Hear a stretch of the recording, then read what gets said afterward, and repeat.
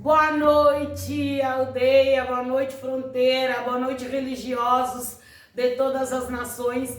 Boa noite, eu sou Tita Jax e convido vocês a confraternizarem, a se regozijarem com Mãe Fernanda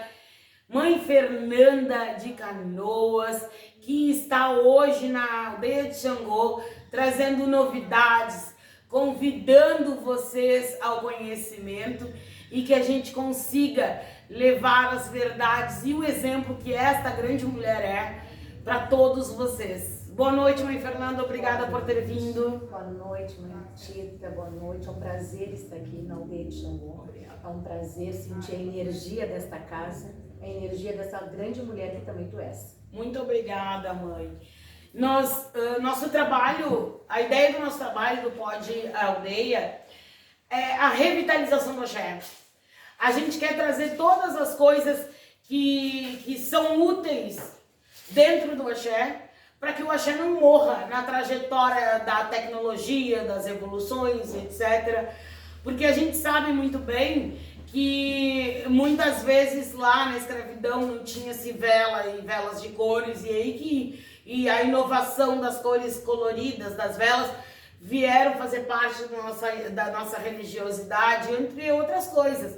Então eu não acho ruim a tecnologia, eu não acho ruim os avanços, eu não acho ruim a evolução, mas a gente tem que manter a essência, e eu vejo isso na senhora, vejo isso no seu trabalho, vejo isso através do seu axé, da força que a senhora põe para que os rituais de batuque e de umbanda não se percam dentro dessa trajetória de inovação.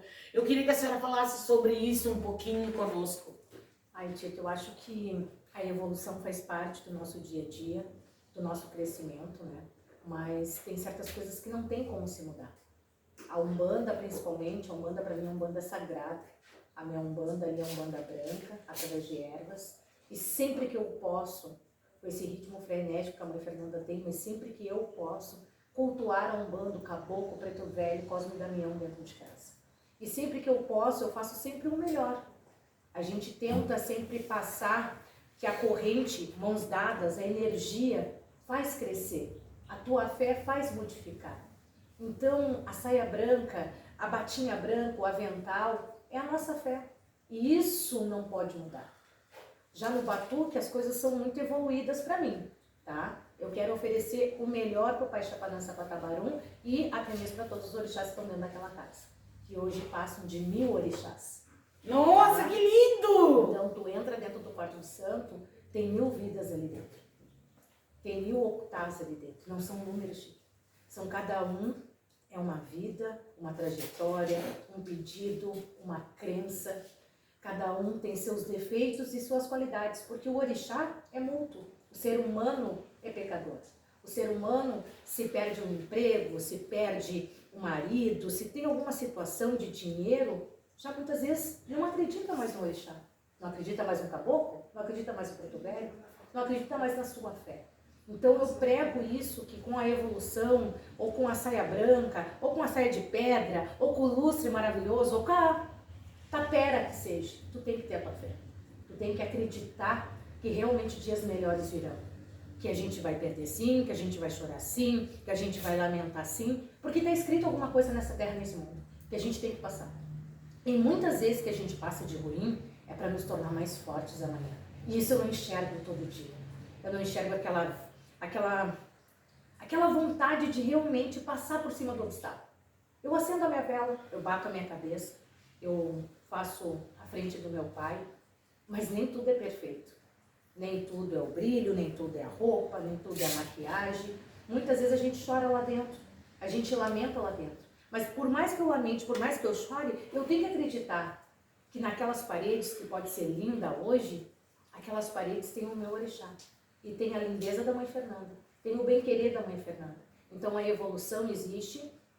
Eu acho que tudo hoje se modernificou de uma tal magnitude muito grande, mas a essência não pode se perder. E isso eu carrego dentro do meu terreiro com força de axé. Eu sou sua fã, então isso significa que eu acompanhei pelas suas mídias sociais o crescimento da sua casa de religião, o esforço Então, somente alguém que sabe quanto custa um tijolo, quanto custa a mão de obra no pedreiro, quanto custa também contar com dias bons e ruins para que aquilo tenha condições de subir a parede, para que coloque o chão, para que a umidade não atrapalhe, pode ser uma mãe, certo? Porque é o sacrifício do dia a dia, é o sacrifício da entrega, é o momento em que tu vê materializado o teu orixá, não só na coisa boa, né? Não é só na ênfase e tudo mais. Então eu queria perguntar mais, eu queria dizer para a senhora que aqui em Livramento nós temos poucas mulheres que representam resistência e resistência da mulher negra dentro da religião afro. Eu posso citar que tem a mãe Belks de Oxalá, que é uruguaia, não é brasileira. Tem a mãe Marta Freitas, que é uruguaia, não é brasileira. Temos uma mulher trans que está construindo o seu caminho, mas que tem uma grande história religiosa, que é a mãe Melina do Barajelu. Nós temos a mãe Roberta da Oiá, mas que estão iniciando sua trajetória. Mulheres grandes, temos essas duas uruguaias, deve ter mais umas 4 ou 5 em Santana do Livramento. Temos a mãe Ana do Xangô, que ela é de Umbanda e que ela também é de Candomblé. Mas são poucas porque o censo de Santana do Livramento diz que nós temos mais de 700 casas de religião aberta. Dessas 700, como é que nós vamos contar com 10 mães de santo preta só? Então, a exemplo disso, eu te agradeço porque eu te vejo vitoriosa. Eu te vejo incentivando outras pessoas. Eu te vejo botar no sangue o veneno de querer vencer. E sem atravessar o caminho dos outros. Eu te vejo exemplar. E o que eu gostaria que tu falasse sobre isso é que eu vejo a tua corrente extremamente acolhedora. Eu vejo etnias variadas. Eu vejo amor por todos eles. Eu vejo crianças, eu vejo gente adulta, eu vejo gente velha. E eu vejo gente te amando. Mesmo com o teu pulso e com a tua liderança. Sabendo que tem que ter disciplina, sabendo que tem que ter doutrina, sabendo que tem que ter espaço. Eu acho isso genial.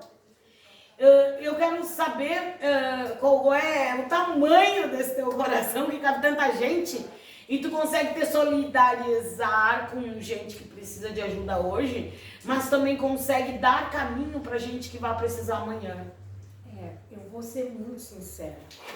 Eu não falo de cores. Negros, brancos, pretos, alemães, seja o que for. Acho que para mim todo mundo é igual, indiferente da sua cor. Claro que o povo negro é um povo já que passou muito trabalho, foi escravizado, teve tantas coisas no nosso caminho familiar, herança de família, de pessoas que nem estão mais aqui, sementes que passaram e que sofreram tanto. Quantas chibatadas, quantas coisas ruins, quantas correntes. Mas isso parece que predomina na nossa vida hoje. Verdade, né? O passado predomina muitas vezes, porque eu ando por aí afora. E muitas vezes, quando eu entro, eu vejo o impacto das pessoas. Porque pode ter outras pessoas, brancas, alemãs, seja como for, que para mim tudo é igual, não é a cor que vai mudar. Mas eu vejo o impacto nos olhos de muitas pessoas. Vamos falar então do resort que a senhora foi agora há pouco. Quantas mulheres negras lindas, casadas e desfrutando do lugar tinha nos arredores ou até mesmo lá? Não, onde eu estava era só eu. Então a senhora reconhece o seu poder? A senhora reconhece a representatividade que nos faz para que a gente tenha esperança de que no dia de amanhã não seja só a senhora, mas que a senhora chegue no lugar. Todo mundo é capaz. Todo mundo é capaz. E eu digo isso que não é a cor, mas sim a gente se destacar, a gente querer mais. Querer mais, a gente tem o nosso espaço. Eu fui balconista de farmácia e amo a minha profissão. Muitas vezes tenho vontade de trabalhar 4 horas numa farmácia. Eu sempre fui a melhor vendedora, eu sempre bati as minhas metas, porque eu tinha filho para criar. Então eu queria a cesta básica, eu queria o vale alimentação, eu queria trabalhar de segunda a sexta, porque se tu trabalhar de segunda a sexta e batesse a tua meta, tu ganhava folga sábado e domingo. Então é querer mais, é ter persistência. Mas eu acho que a mulher negra é capaz, assim como a mulher branca é capaz, assim como a mulher alemoa é capaz, todo mundo é capaz. Basta querer, basta a gente ter força, a gente realmente a levantar de manhã e dizer eu vou querer isso, eu vou fazer isso e eu vou conseguir. Mas a senhora se reconhece como um alicerce de mudança, como uma chave modificadora, diferenciada nessa situação do axé? Eu te enxergo assim. Eu te digo que eu sou herdeira dos 7 pecados capitais. Eu sou mundana, sou uma pessoa complicada, sou uma pessoa exigente, sou uma pessoa chata e quero sempre o melhor.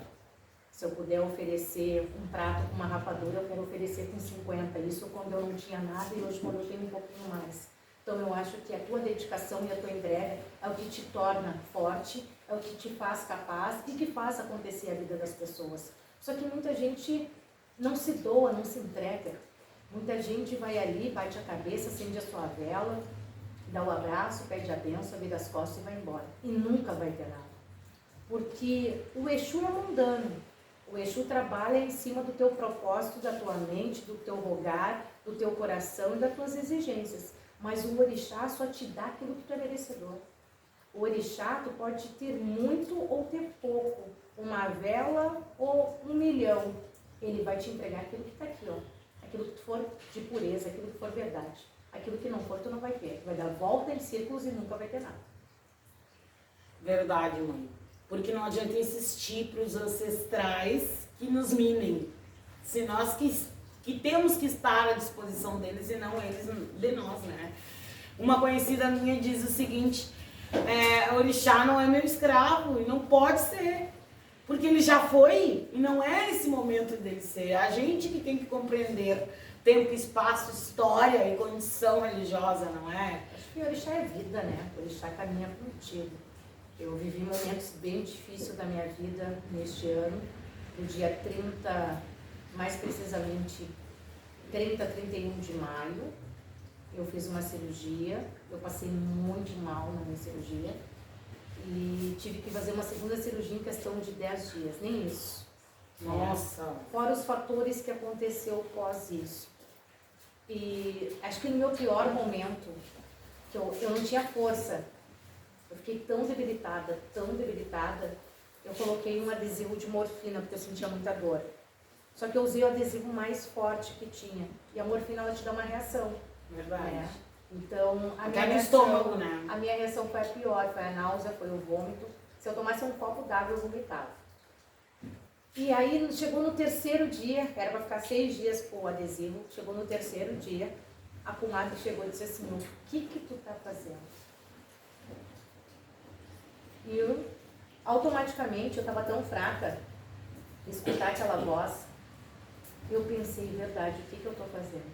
Eu arranquei o adesivo do meu braço, tá? E simplesmente subi, não sei como, mas eu subi as escadas, bati cabeça pro chapanã, peguei um galo, passei em mim e disse, chega, isso não é meu, é doença material, se é alguma lição, eu já aprendi. E vamos seguir. 7 dias depois eu estava caminhando, trabalhando, voltando às minhas atividades. Nossa, que força!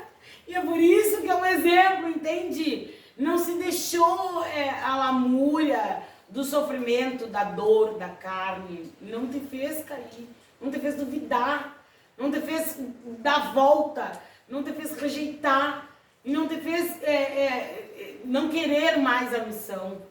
Sabe? Porque a gente é humano e o humano sente dor e nós, quando a gente sente dor, todo mundo volta a ter 5 anos de idade. É impossível, nós somos carne. Então esse tipo de exemplo é o que eu gostaria que as pessoas enxergassem, de como eu enxergo. Eu gostaria que as pessoas enxergassem através dos meus olhos. Porque eu enxergo uma mulher preta, vitoriosa, vaidosa, vencedora. E para corroborar tudo isso, nós da aldeia gostaríamos de te dar um presente. Tenho colaboração da Fabiana, minha filha, que faz as maquiagens, e eu tenho colaboração da minha filha Milena, que faz os cabelos, e elas estão te presenteando na data que tu quiser, de cabelo e maquiagem, para quando tu vier, Obrigada. Tu esteja bela como tu sempre gosta e sempre tem que estar. Por quê? Porque a beleza externa mostra realmente a beleza que tu tem por dentro. E a gente quer te ver bonita, linda e maravilhosa sempre. Então, Milena Mazzini e Fabiana Cruz vão dar esse presente, minhas filhas amadas vão dar esse presente para a mãe Fernanda, ou seja para o seu cotidiano, que é só ficar bonita, ou se a senhora tiver algum evento, a senhora, isso foi presenteada pelas meninas. Muito obrigada. Para isso. Merece, obrigada. Agora, a senhora sabe que o trabalho delas é impecável. Eu vou lhe mostrar assim que eu puder. Eu já lhe mostro. Porque eu faço cabelo com a Das Negas, com a Tatiane Dias, mas quem desenreda, quem arruma, quem organiza é a Milena, a Júlia Milena. Então, por isso que quando eu digo em beleza, como eu sou vaidosa, eu gosto de presentear essas coisas, porque eu sei que vai dar ênfase e vai dar uma oportunidade também. Porque a gente te enxerga como celebridade. Não como alguém vazio, artificial, que tá lá fingindo dentro das redes sociais, como a gente muitas coisas a gente vê. Mas como um ser humano que lutou, batalhou, cresceu. E é isso que não está tendo no mundo hoje. O crescimento, mãe Fernanda. As pessoas entram na religião. Tem uma mulher que é influencer lá de São Paulo, eu não sei o nome dela. Eu sei que ela diz o seguinte, ó, eu não tinha dinheiro, eu não tinha nada, eu tinha uma rosa, eu tinha uma cidra e eu tinha uma vela. Aí eu entreguei para Pombagira, 1 ano e meio depois eu estava milionária. Por que vender essa ideia errada? Porque não é assim que funciona. Infelizmente não. Não. Quem dera se fosse. Quem dera se fosse. Quem dera se fosse. O cruzeiro estaria cheio de rosas e cidras. É verdade. Olha, a religião é uma coisa tão complicada ao mesmo tempo, tão prazerosa, que eu me lembro quando eu tinha meus 16, 17, 18. Eu queria ir nas Curimba, sempre fui lixuzeira, de segunda a segunda, estava sempre Curimba com a rainha. Aí não tinha dinheiro para estar de táxi, ou não tinha nem carro para andar. E a gente acreditava que a gente ia, voltava em segurança. Eu dizia muitas vezes, tu me leva e tu me traz. Então, o Exu é evolução, o Exu é dia a dia. A comadre é uma pombagira muito séria. A comadre não gosta de frescura, não gosta de palhaçada, não gosta de função. Vai, faz a dela no tambor, pombagira de porta, se encosta, fica observando. Daquilo ali ela tira, daquela gira, ela tira energia, tira caminho e diz, tá assim, tá bom, assim não tá, vamos seguir para esse lado. Então, nesses últimos meses aí, além de estar comigo de manhã, de tarde e de noite, foi o espiritual mais presente em toda a minha vida e que sempre me deu uma boa direção. A religião não faz mágica, a religião te abre porta sim, mas se tu trabalhar corretamente. A gente não pode prometer aquilo que a gente não vai entregar. O espiritual trabalha, o espiritual te ajuda, mas o espiritual também te educa e te conduz. E tu só vai ter aquilo que realmente tu te entregar. E todo mundo tem uma estrela, todo mundo tem algo escrito que tem que passar e que tem que viver. E cada um dentro do seu plano material e espiritual. E eu só agradeço, porque eu tenho certeza que eu sou abençoada por Chapanã Sapatabá, meu pai, e pela Rainha das Almas, com força de axé. Vamos falar um pouco. Aqui a gente é uma casa de caboclo, né? É uma aldeia de caboclo. E eu gostaria que a senhora contasse um pouco do seu relacionamento com a sua mãe Jurema, com a Jureminha. Tem uma foto belíssima dela pulando com o cabelo pra cima, e aquilo ali é praticamente uma obra de arte, aquela foto. Porque os caboclos, eles têm essa liberdade, não é? Deles não terem, deles seguirem a disciplina e a doutrina e serem diferenciados entre eles. É incrível. Com quantos anos ela chegou? A minha Umbanda veio da Mãe Deza da Oxum, que ela é irmã do Pai Jorge, né? E aí a minha Umbanda começou lá. Só que eu já tinha na santo, tinha só um gurido, eu nunca tive santo. E no lado da Umbanda tinha que ter as 7 bebidas. E aí foi tão complicado a função das 7 bebidas, porque o Chapanã não aceitava.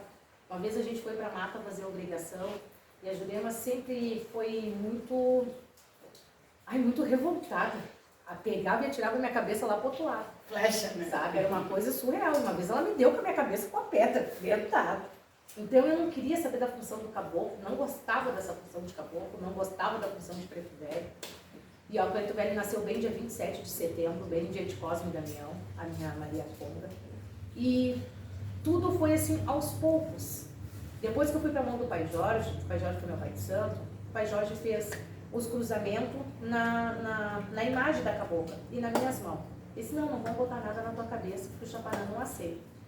E levou a minha cabocla para casa. E quando a minha cabocla entrou dentro de casa, a minha cabocla não é de falar, ela dá o passe, mas ela é quieta. Já a preta velha, a avó Maria, fofoqueira, não pergunta, não adianta nem perguntar, ela fala. Os negros fogem dela, porque ela olha e diz, mas meu filho, eu te enxerguei lá nas taquareiras. E não era para minha filha. E os negros saem tudo de volta. Então, é uma coisa assim que ela entrou dentro de casa e ela disse, agora sim, eu sou Sinhá, e agora eu vou tomar conta dessa casa.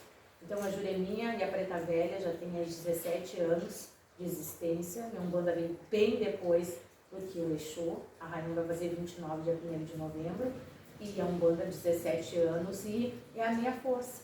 Mas a cabocla sempre foi isso. Essa sessão, eu me vesti para Preta Velha, mas nem sinal dela chegar. Ela podia ter chegado e depois ter passagem para Preto Velho. Ela não chegou, porque eu estava vestida já para Preta Velha. Então a avó Maria veio e tomou conta. E foi lá e puxou o caboclo, porque a avó toma conta, a avó corre no cruzeiro. A avó tem um ecó de carvão, de água e cachaça que ela faz, de defesa, na Umbanda. E a avó tem mania de tirar esse ecó lá no meio do cruzeiro. Quem vê, me vê lá, no meio do cruzeiro. Maravilhosa, machadinha! Vão me atropelar. Mas a Preta Velha, ela é sensacional. Eu digo que é a rainha mais velha. Um dia a gente vai envelhecer, não sei como é que vai ser, mas a Preta Velha é sensacional. É um espírito que toma conta de mim, é um espírito que realmente consegue tirar minha visão, a minha audição. Já a Jureminha já não. A Jureminha, se eu estou parada, se a Jureminha para e eu fixo o olho, eu enxergo e parece que aquele bicho se revolta de uma tal maneira que ela me atira lá do outro lado. Então ela me domina, às vezes ela me larga e me pega, me larga e me pega. Então é tão forte, ela é tão forte que acho que ela não consegue ficar dentro do meu corpo. Ligeira, né? Aquela energia maravilhosa, energia. Os caboclos tanto da Mãe Desa e tanto do Pai Jorge, eles giram com os dois lados. E são caboclos que não podem ser quebrados, eles vão embora sozinhos, eles pulam e vão embora sozinhos, ninguém pode tocar, porque senão eles voltam e dão de pau todo mundo. Vibrante. Então, é muito bom, muito bom. Só tenho a agradecer a passagem que eu tive com a Mãe Desa, a passagem eterna que eu tenho com o Pai Jorge, porque tenho certeza que ele é meu pai no espiritual e no material até os dias de hoje. É impressionante como a gente tem diferentes sensações e diferentes sentimentos por cada parte da nossa religiosidade, né? Sim. Eu quando vou nos batuques, eu sou bobalhona, bobalhona, bobalhona. Eu vou no batuque, eu ouvo a sineta chamada do orixá, eu comecei a chorar ali. Ali começa a chorar. E eu choro e quando lembro, tiro o óculos e entrego pro meu filho chorando. E meu filho olhando assim, deixa de ser boba, tu sinto, né? Nem começou, mas a vibração na gente é demais. E quando eu já estou na parte de quimbanda, é a minha preocupação pela segurança, porque as pessoas se excedem, mas pela segurança do lugar, da casa, porque a gente sendo chefe de casa, a gente tem que se preocupar, né? Sim. Na segurança das pessoas e tal. Mas na Umbanda eu volto a ter 5 anos de idade. Sabe, Tita, que nessa parte, principalmente na quimbanda, né? A preocupação da segurança da casa. Eu nunca tive problema com isso, assim, graças a Deus, em todas as nossas festas, sessões, sessão festiva, nunca deu uma confusão, nunca deu uma briga. Claro que sempre tem segurança, sempre tem meus cachorros, que eu digo, meus cachorros invisíveis e meus cachorros visíveis, que estão sempre comigo. Mas eu sempre tento ter um pulso firme nisso. As festas da Rainha, no ano passado, deu 4.000 pessoas. Nossa! 4.000 pessoas deu no Farrapos o ano passado. E eu sempre prezo, bebida é pro Exu. A minha festa é regada, é refrigerante. Não é uma festa brasileira, não é um pagode, é uma festa religiosa. Mas a gente tem que estar tão atento, o mundo hoje está tão complicado. Às vezes a pessoa vai lá para estragar a tua festa. Como eu já fui em vários De lugares propósito, né? e vi pessoas que foram estragar aquele ambiente religioso que tu custa tanto para fazer. É tanto sacrifício. Eu sei o quanto eu passo para realizar o batuque do Pai Chapanã, do meu jeito, a minha decoração, as minhas coisas, porque disso eu posso bater nos peitos e dizer que o Filho de Santo não me dá nada. Eu vou lá, eu idealizo, eu compro, eu vou e monto. É o que eu quero. A Festa da Rainha eu estou elaborando desde janeiro, virou o ano, e eu já comecei a pagar o Clube Farrapos. E assim, a gente menor, assim, uma gotícula da proporção que a senhora faz. Eu faço aqui também, uma gotícula da proporção, porque eu não tenho espaço.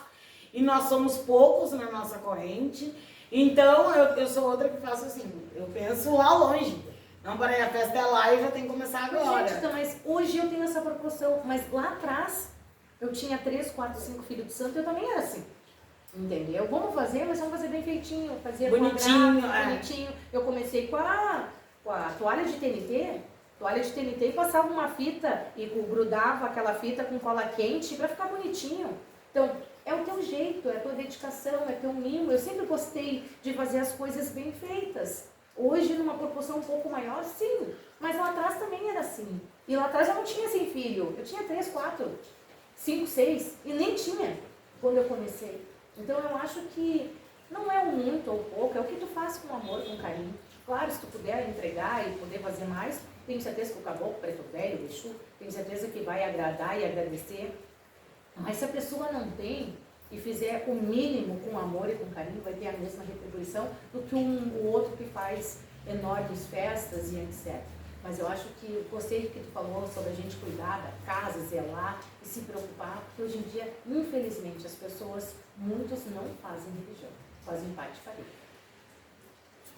E o problema todo é que as pessoas... Aqui nunca deu uma briga gigante, teve aquele incidente naquele momento, mas até então nunca tinha dado incidente nenhum e depois disso também não. Acontece que as pessoas elas não têm o hábito de lutarem pelo que querem e verem os outros bem.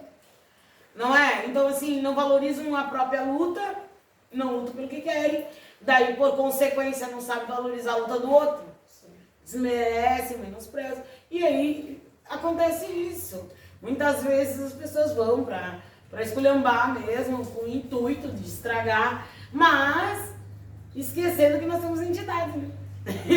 Esquecendo que a gente não está dando uma festa sozinha, não é uma festa brasileira, como a senhora disse.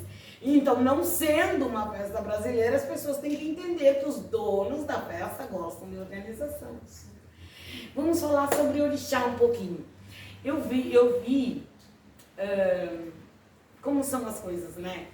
Eu vi o seu vídeo falando do Grande Axé, que teve a explosão lá do seu botijão de gás, mas que a filha salvou o assentamento. Isso é amor. Foi incrível o que aconteceu. Porque se foi alguma provocação externa, só fortaleceu o axé da casa, o amor de uns pelos outros. E aqui, ó, nós de fora, tudo babando na torcida. Ê, deu certo. E isso é incrível, porque se foi a intenção do outro, não deu certo. Agora, se foi para passar, fortalece muito mais. Tu sabe, Tita, que esse dia vai ficar, acho que, escrito na minha memória por 1000 anos. Porque nesse dia, a gente não tem como falar de orixá, né? Pelo menos eu não tenho como falar, mas eu sei o que aconteceu dentro da minha casa. Minutos antes de ver um orixá responder no final, para encerrar aquela obrigação que estava ocorrendo, e da manifestação de uma santa, né? E falar o que falou. Então isso está escrito dentro da minha memória e dentro da memória de todos. E na sequência aconteceu isso. Então, a minha cozinha tem mais ou menos uns 10 balcões. O forno tinha 3 botijões de gás embaixo do forno. 2 botijão, que era de pressão, que estava ligado ao forno. Os 2, um chamarisco desse tamanho de fogo, destruiu o forno. E não pegou fogo num balcão. Não quebrou o balcão de vidro que estava na frente do forno. não destruiu o celular que estava no balcão do lado do forno. Nada. Absolutamente nada. Então, Ai, que pena que a senhora é humilde, né? as palavras... Podia ter visto ela assim, aqui tem a cheque, quem duvidou viu. As palavras de tudo que eu estava passando, foi uma semana de inferno. Semana de inferno, uma semana que só eu sei o que eu vivi. E que eu chorava quieta, com mais de 80 pessoas dentro da minha casa, umas 40 pessoas dormindo e acordando e jantando todo dia, que eram os filhos de longe. A Fernanda passa quieta, fala, mercado, compra comida, bebida para todo mundo, respira, vamos de novo. Aí quando eu achei que eu não ia suportar mais a situação, em ponto de meio-dia, tá esse menino que não me deixa mentir, a rainha chegou. Isso foi dia 26 de julho. A comadre chegou e pediu uma galinha branca e disse, é comigo de novo. Um copo d'água, um copo de cachaça e 9 velas. Me leva na minha morada. Que ela disse que ela tem morada, mas ela não gosta de lá. E a comadre muito pouco trabalha dentro de cemitério. Foi, fez, parece que aquilo me tirou uma coisa ruim que estava comigo. Porque eu estava passando por uma situação bem difícil, bem complicada com meu pai de santo, né? Que até então... Hoje eu sei a situação, a gente sentou, conversou, depois que passou todo o furacão, e ele é meu pai de santo, vai continuar sendo. Mas naquele momento, até então, eu não sabia nem o porquê que eu estava passando por aquilo ali, porque eu sou uma pessoa muito correta, Tito. Eu tenho 1000 defeitos, sou uma pessoa muito complicada, mas eu não sou mentirosa. Se eu te disse que eu fiz, eu fiz. Se eu disse que eu não fiz, Tito, me desculpa. Mas eu mato mas não põe palavras na minha boca, eu sou muito sincera. As pessoas perguntam, eu respondo. Então, naquele dia, assim, foi uma situação que eu vivi 1000 momentos, e olhar para a Bárbara no meio do cruzeiro, ela olhou assim para mim, vó, que ela me chama de vó. Vó, Deus fala, viu? Chapanã tá aqui. E no meio daquele tumulto todo, aquela fumaceira toda, parecia que a casa toda estava incendiando, ela olhou para mim, Chapanã tá aqui, a faca tá aqui. Se a gente perder o que tem lá dentro, tu vai fazer tudo de novo com a faca dele. Então isso foi genial, que guria que te ama. Isso foi algo assim que eu não tenho como explicar o amor que eu tenho pelo aquele santo, aquele ocultar, que o batuque foi o primeiro batuque em toda a minha vida que eu disse, pelo amor de Deus, acaba. Termina. E o batuque terminou 9 horas da manhã. E terminar com Oxalá foi uma pessoa que eu nunca vi na vida. Uma pessoa aleatória que eu nunca vi na minha vida. E o último santo estava indo embora e o Oxalá respondeu. Era um Jobocum. Me abraçou e disse, minha filha, está tudo perfeito. Segue. Então isso, acho que não teve quem não se emocionou no final do batuque. Foi 9 horas da manhã, todo o meu esforço, subindo escada e descendo escada, casa lotada, e saber que existe uma verdade dentro do balcão, que eu tenho trilhões de defeitos, não sou Deus, não sou mágica, não faço nada de anormal, mas eu carrego algo comigo que para mim é muito importante, que eu lutei muito para ter, e não lutei por orixá, eu não lutei por amor ao orixá, porque eu nem sabia o que era orixá, eu nem sabia o que era o Chapanã, eu sabia que era filha de Chapanã, mas eu nem sabia o que era o Chapanã. Eu só tinha um bolido de água, a nação era muito cara, eu não tinha dinheiro para fazer nação, e as pessoas, a mãe Cláudia era filha do pai Jorge, e o pai Jorge, a nação, a campinda dele era cada um com o seu quatupé, cada um com a sua ave. Eu era assalariada, não tinha dinheiro para fazer nação. E saber que a rainha chegou em pleno agosto e disse para mim, se tu não botar teu pai na vasilha, eu não chego mais. Porque ele disse que chega, a comadre tinha muito quatupé, a comadre ganhava 2 quatupé por ano, e o Chapanã não tinha nada. E eu trabalhava para pagar as obrigações dela. Terminava de pagar uma, pagava a outra. E assim ia, assim era a minha vida. E ela disse para mim que não chegava mais. Então eu botei o Chapanã na vasilha com medo de perder a rainha. Não porque o Chapanã era importante, Eu fui descobrir o que era santo, eu fui descobrir o que era essa transformação depois que ele foi para Brasília. Depois que aquele Okutá, que meu pai de santo pegou dentro da casa da mãe Gorete, da Oiá, lá de Niterói, ele pegou, olhou assim, ó, no jardim dela. E ele, achei teu chapanã. E eu disse, mas eu nem sabia o que era chapanã, nem sabia o que era Okutá de chapanã. É esse aqui, ó. Esse aqui é teu pai. E botou na minha mão, dentro da casa dela.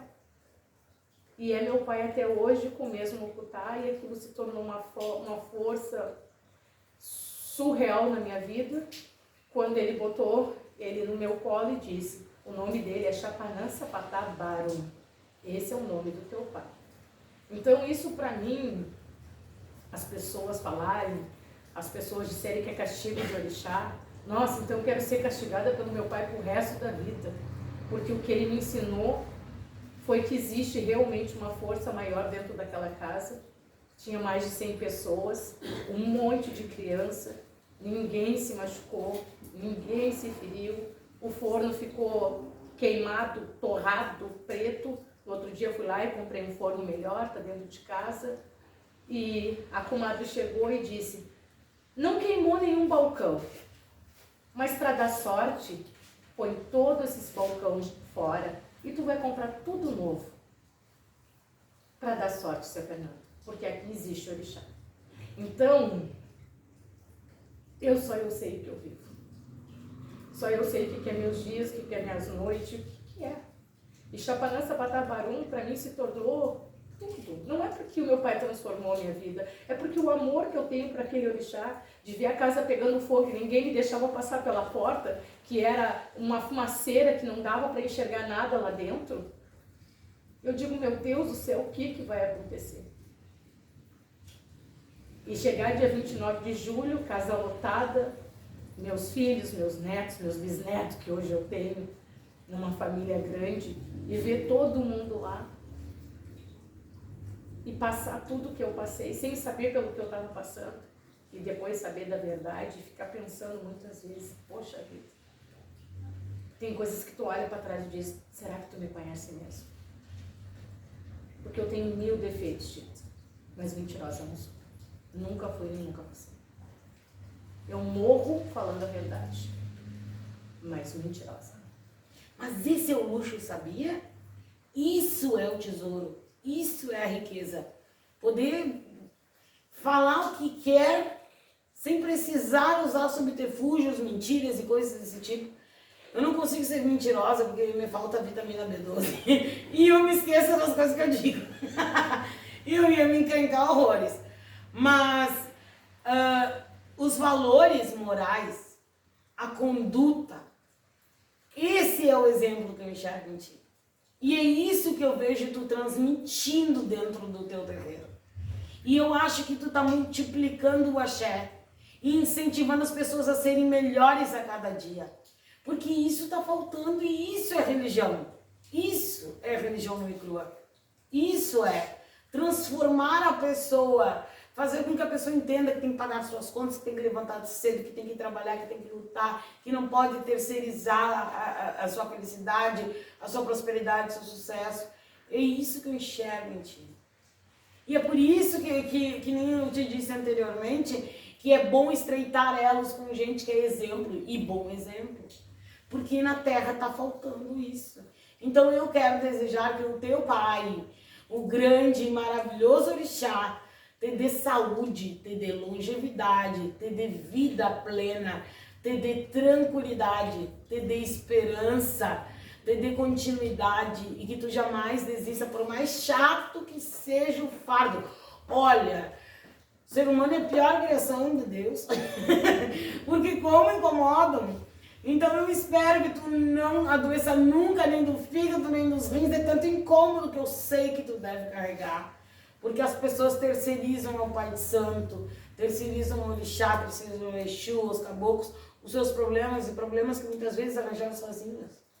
Então eu peço a Deus que tu consiga trilhar o teu caminho cada dia com mais sucesso, para que seja exemplo, para que semeie essa esperança, essa vitalidade, esse incentivo de não desistir, essa motivação diária, mãe Fernanda.